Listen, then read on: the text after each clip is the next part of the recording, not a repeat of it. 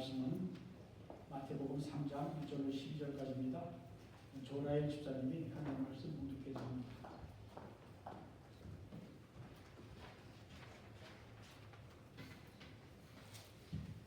하나님의 말씀 봉독하겠습니다. 그때 세례 요한이 이르러 유대 광야에서 전파하여 말하되 회개하라 천국이 가까이 왔느니라 하였으니 그는 선지자 이사야를 통하여 말씀하신 자라. 일렀으되 광야에 외치는 자의 소리가 있어 이르되 너희는 주의 길을 준비하라 그가 오실 길을 곱게 하라 하였느니라. 이 요한은 낙타털 옷을 입고 허리에 가죽띠를 띠고 음식은 메뚜기와 석청이었더라. 이때 예루살렘과 온 유대와 요단강 사방에서 다 그에게 나와 자기들의 죄를 자복하고 요단강에서 그에게 세례를 받더니 요한이 많은 바리새인들과 사두개인들이 세례 베푸는 데로 오는 것을 보고 이르되 독사의 자식들아 누가 너희를 가르쳐 임박한 진노를 피하라 하느냐.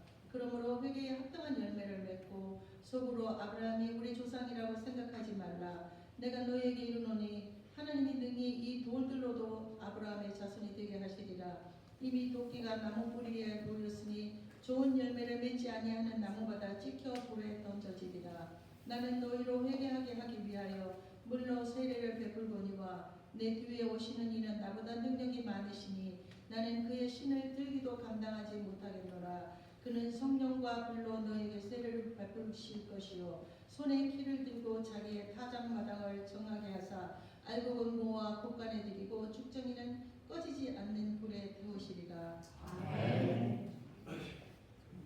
하나님의 말씀입니다. 할렐루야. 아멘. 1절 두 번째 주일을 맞이하여 하나님께 예배드리는 여러분들에게 하나님 우리 아버지와 예수 그리스도로부터 은혜와 평강이 있기를 기원합니다. 아멘. 대림절은 에드번트는 주님의 오심을 기다리는 절기입니다.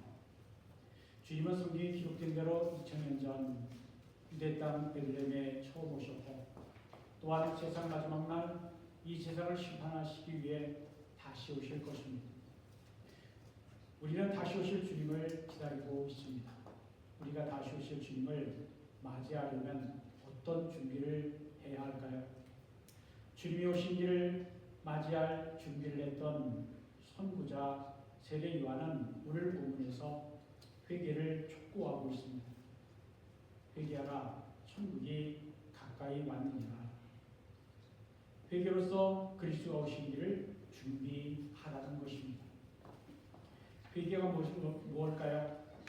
회개는 단순한 후회가 아닙니다. 회개는 하나님과의 관계를 바르게 하는 것입니다. 우리가 회개하고 예수님을 믿음으로 구원을 받았습니다. 그런데 우리가 또 회개해야 할까요? 우리는 죄를 지을 때마다 회개하고 또 회개해야 합니다. 왜 회개를 그토록 많이 해야 할까요? 우리가 회개하면 문제는 이미 해결된 것이나 마찬가지입니다. 우리가 회개하면 하나님과의 관계가 회복되고 새롭게 되기 때문입니다. 하나님 관계가 회복되면 모든 것이 바르게 됩니다. 회개가 얼마나 중요한지 하나님은 신구약 성경에서 당신의 백성들에게 회개를 촉구하셨습니다. 회개가 얼마나 중요한지 예수님께서 공생애를 시작하시면서 첫 번째 하신 소리가 회개하라고 하는 메시지였습니다. 세례 요한이나 예수님의 말씀이나 메시지 똑같습니다. 회개하라 천국이 가까이 왔느니라. 왜 세례 요한과 예수님이 회개를 강조하셨을까요? 회개는 구원자 예수 그리스도의 오심을 준비하는 것이기 때문입니다. 우리가 구원을 받기 위해 은혜를 받기 위해 우리는 반드시 회개해야 합니다. 우리가 매일 짓는 죄를 회개하지만 먼저 하나님을 고백하고 믿지 않은 죄를 회개해야 합니다. 예수님을 믿지 아니한 죄가 죄 가운데 가장 큰 죄이기 때문입니다. 오늘 보면은 세례 요한, 침례 요한이 유대 광야에서 회개의 메시지를 전하는 내용으로 시작합니다. 그는 모여드는 사람들에게 회개하라 천국이 가까이 왔느니라 하고 외쳤습니다. 누가복음 1장을 보면 세례 요한은 제사장 사가랴와 그의 아내 엘리사벳을 부모로 하여 태어난 구약시대의 마지막 선지자였습니다. 하나님은 400일 동안의 침묵을 깨뜨리시고 광야에 있는 요한에게 말씀하셨습니다. 요한이라고 하는 이름은 요한은 은혜로시다라고 하는 뜻입니다. 요한은 제사장의 아들이었으나 광야에 가서 메뚜기와 석청, 즉 야생꿀을 먹고 지냈습니다. 메뚜기와 야생꿀은 그 당시 가난한 사람들이 먹던 음식이었습니다. 세리요한은 거친 약대 토롯을 입고 허리에 가죽띠를 띠었습니다. 그런 세례 요한의 모습은 과거 부왕국 이스라엘 아합 때에 활동했던 유명한 선지자 엘리야를 상시켜 줍니다. 세례 요한은 선지자 이사야와 선지자 말라기가 예언했던 그 선지자였습니다. 마태복음 3장 3절에 이렇게 말씀합니다.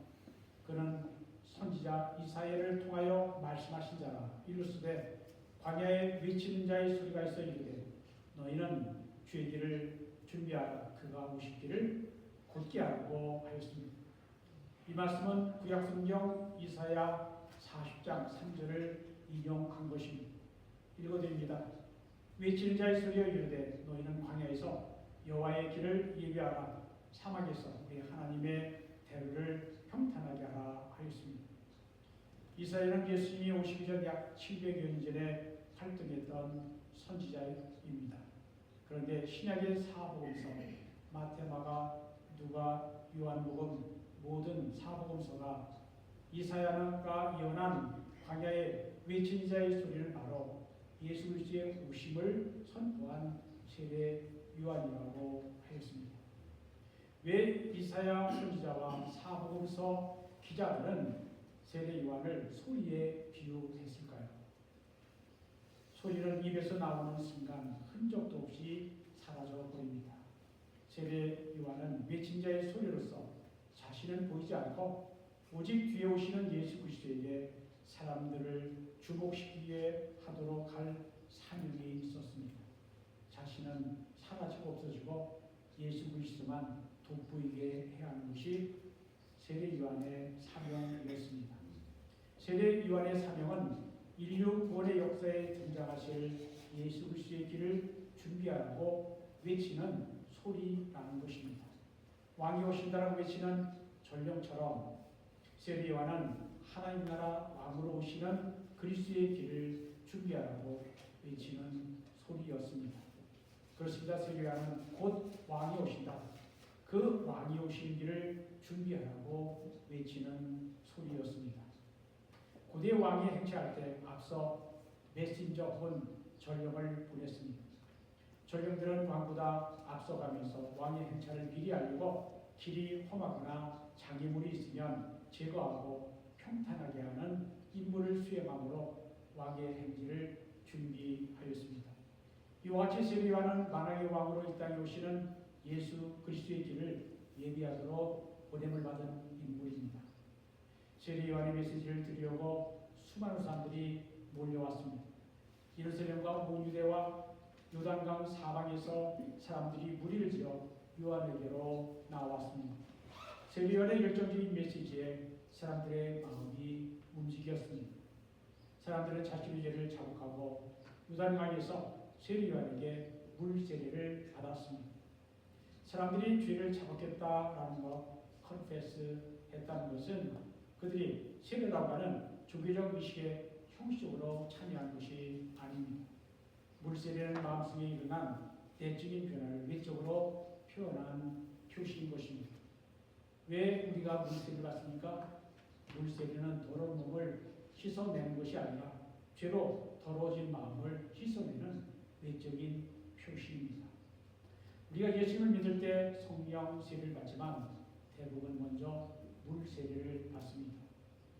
물세례, 물침례는 이제부터 예수님을 믿음으로 살겠다고 하는 마음의 다짐이요 공개적인 선언으로 물세례를 진실한 마음으로 받아야 합니다.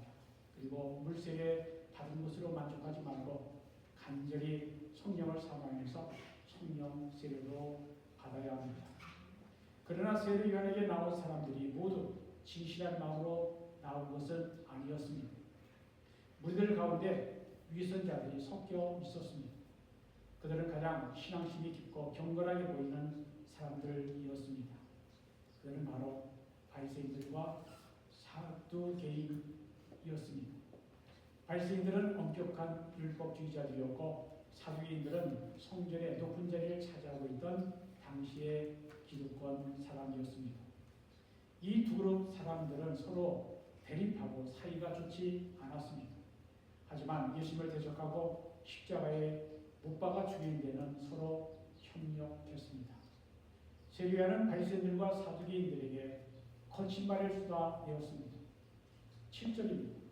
독사의 자식들아, 누가 너희를 가르쳐 임막한 진노를 피하라 하더라. 여기에서 독사는 독 있는 뱀이라고 하는 뜻인데, 이 말은 그들이 얼마나 위험하고 강교한 자들인가를 드러내줍니다. 예수님께서도 바리새인들을 향하여 뱀들아, 독사의 새끼들아 라고 꾸짖으신 적이 있습니다.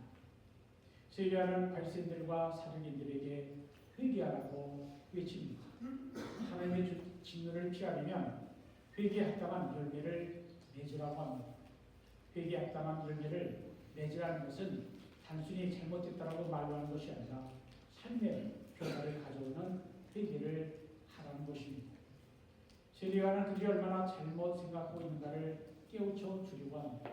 그것은 바로 아브라함이 우리 조상이라고 생각하지 말라라고 말합니다.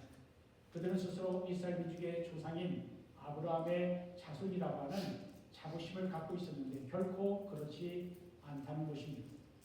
육신적인 혈통이 중요한 게 아니라는 것입니다. 하나님이 능히 이 돌들로도 아브라함의 자손이 되게 하시리라 라고 하였습니다. 돌 같은 이방인들도 하나님과 예수님을 진실하게 믿는 믿음만 있으면 그들도 하나님 백성이 되게 하실 수 있다라는 것입니다. 10절에는 세례요한은 바리새인들과 사두개인들에게 외치기를 이미 도끼가 나무 뿌리에 누웠으니 좋을 열매를 맺지 아니하는 나무마다 찍혀 불에 던져질 거라고 하였습니다. 만약 회개하지 않으면 그들은 찍혀 불에 던져지게 될 거라는 경고입니다. 심판하는 세례요한의 뒤에 오실 그리스도가 하실 일입니다. 회개하고 그리스도를 영접하고 믿는 자는 구원을 받지만 믿지 않는 자는 심판을 받게 될 거라는 것입니다. 세례요한은 자기 뒤에 오시는 그리스도는 자기와 비교할 수 없이 위대한 분이시며 자기는 물로 세례를 주지만 그리스도는 성령과 불로 세례를 주실 분이라고 소개합니다.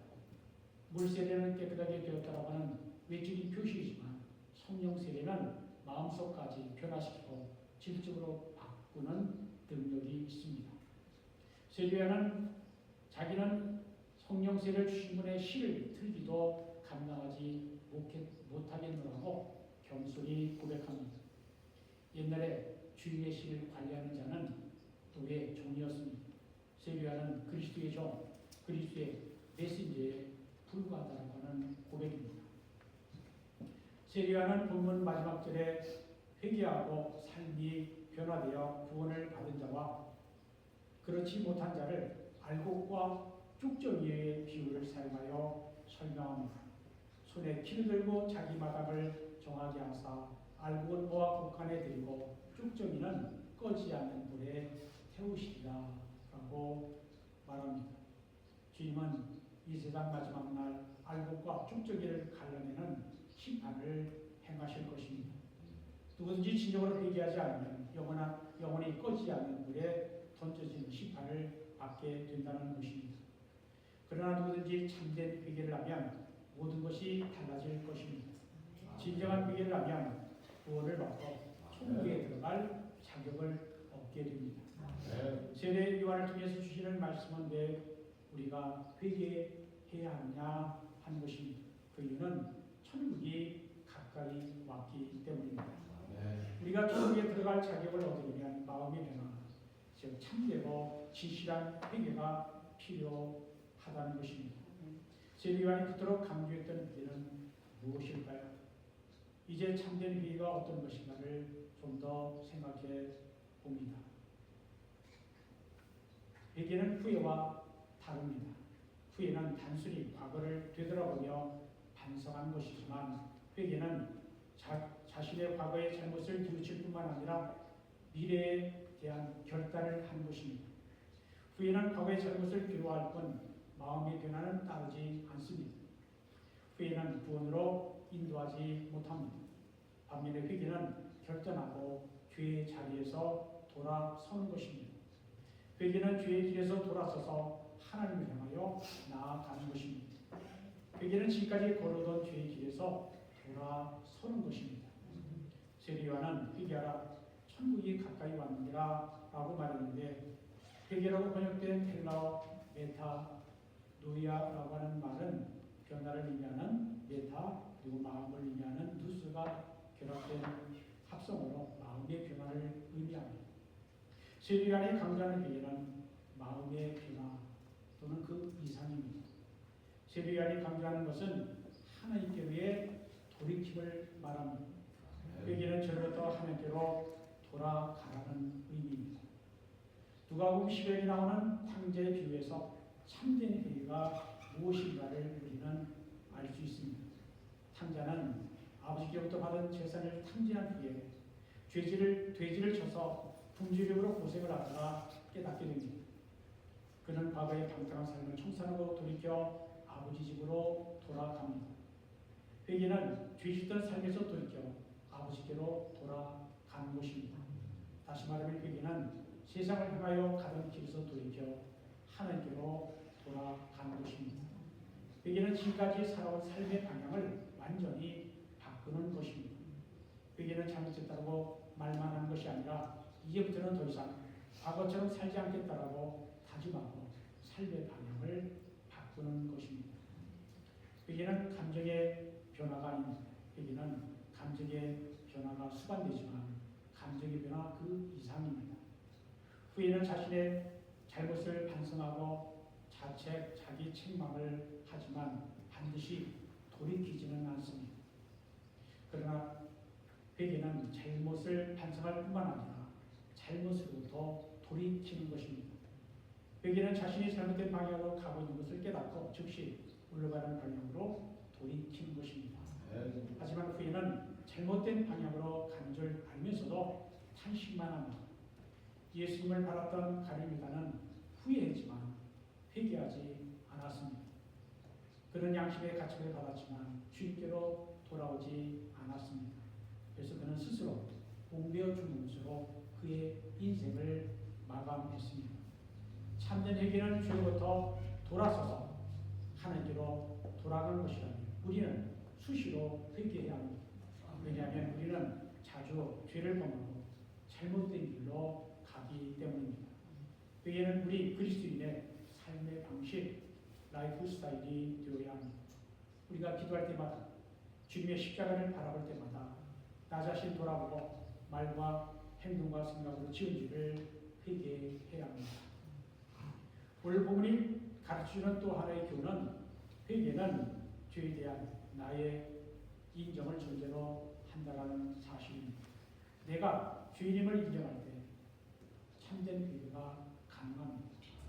세례요한에게 나왔던 사람들은 요단강에서 세례를 받기 전에 자기들의 죄를 자복했습니다. 자복 컨페스는 헬라어 호몰로게오라고 하는 말인데 같은 말을 하다라는 뜻을 갖습니다. 이 단어는 죄에 대하여 하나님께 동의하다, 죄를 인정하다라는 뜻입니다.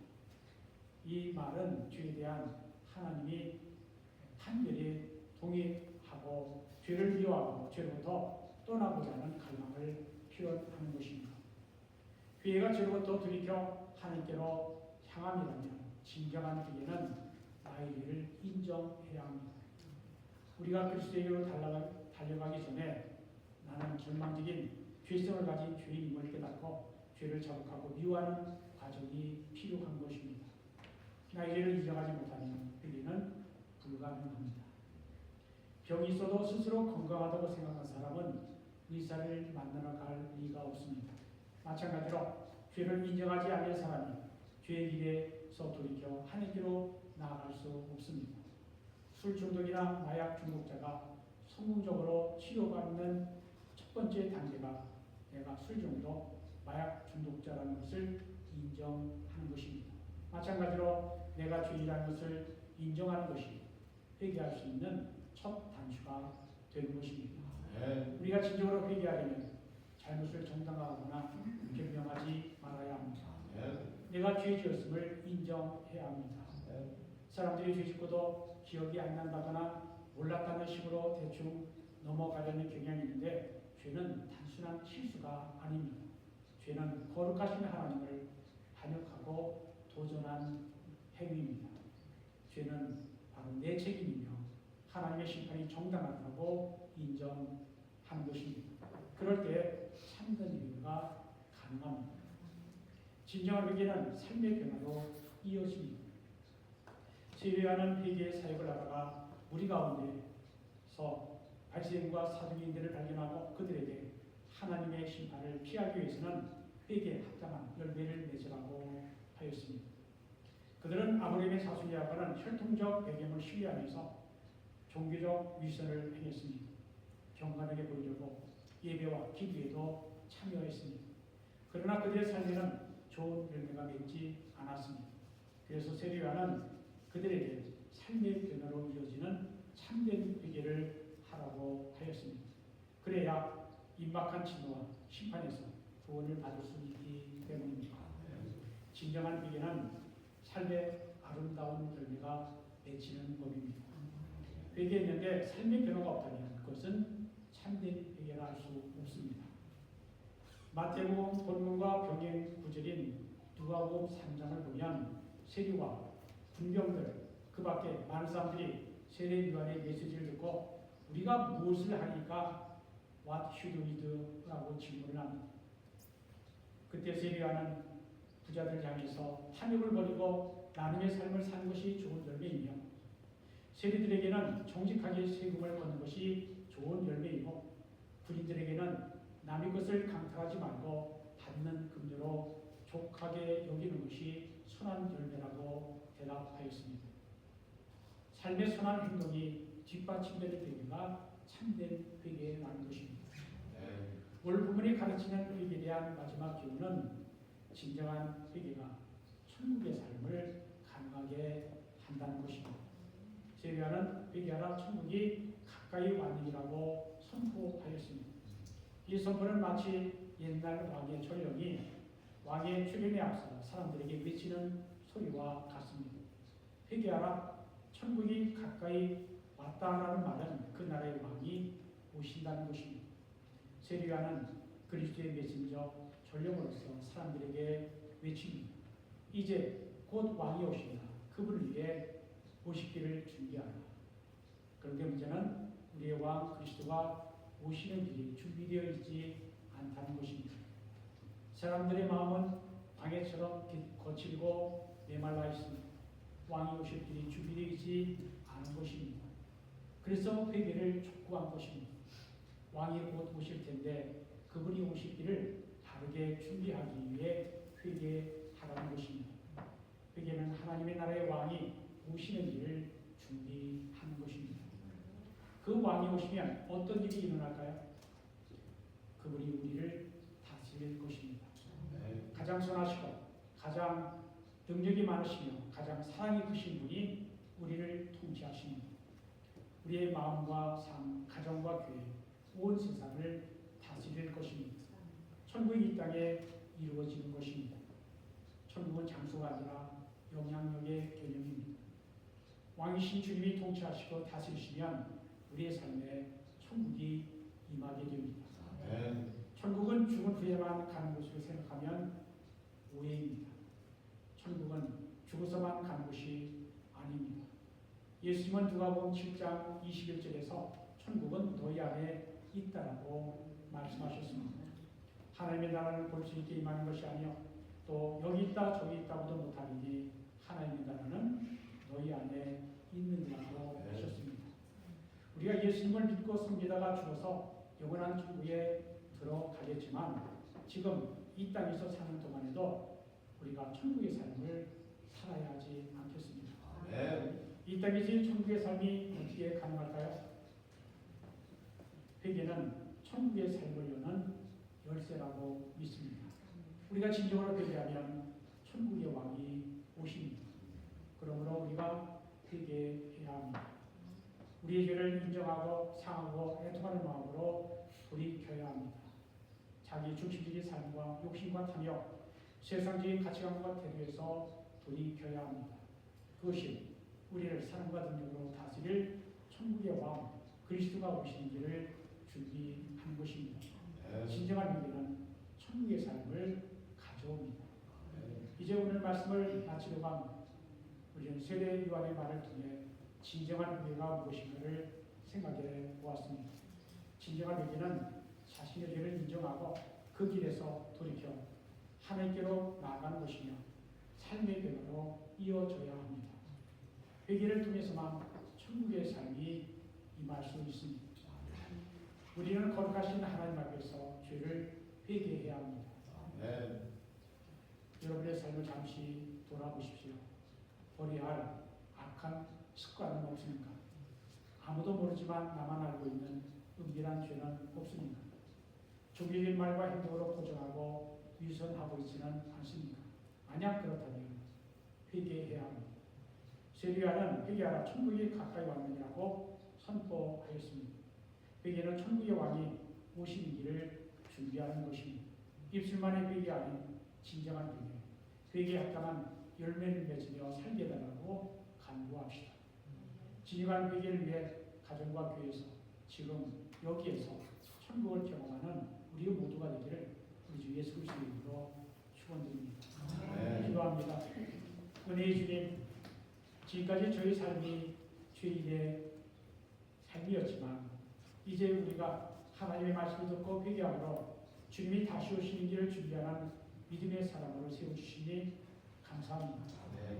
우리의 사명이 끝나는 날까지 회개에 합당한 열매를 맺으며 하나님 말씀을 묵상하며 다시 오실 주님을 기다리는 우리가 되게 하여 주옵소서. 예수님의 이름으로 기도드립니다.